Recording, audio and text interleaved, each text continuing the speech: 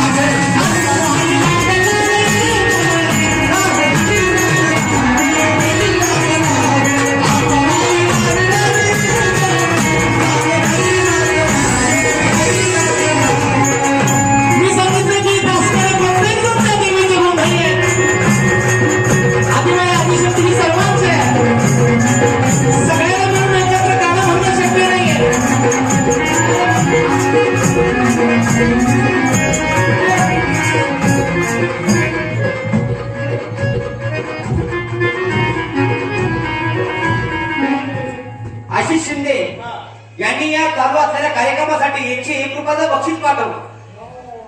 गोंधळ सुरू झाला, गोंधळामध्ये पैसे द्यावे लागतात हे बाबाला काहीतरी वाटलं, म्हणून बाबा उठले. बाकीचे म्हणते बाकीच्यांना बिचारांना गैरसमज झाला असेल. गोंधळामध्ये पाऊल देण्याची पद्धत आहे आणि ते बाबाला ते लक्षात आलं आणि पाऊल देण्याच्या नंतर त्याच्या वडिलाचं नामस्मरण आहे.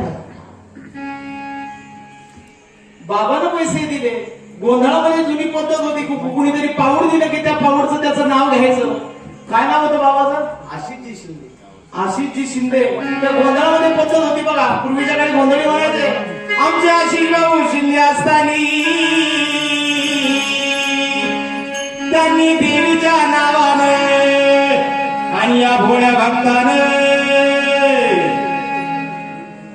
100 रुपयाचं दान दिलेलं आहे महाराज. असे का सुरात ते गोंधळी म्हणायचे. आता एक सुरातले गोंधळी बघायला मिळत नाही. बेसूर बेताली गोंधळी झालेल्या आहेत.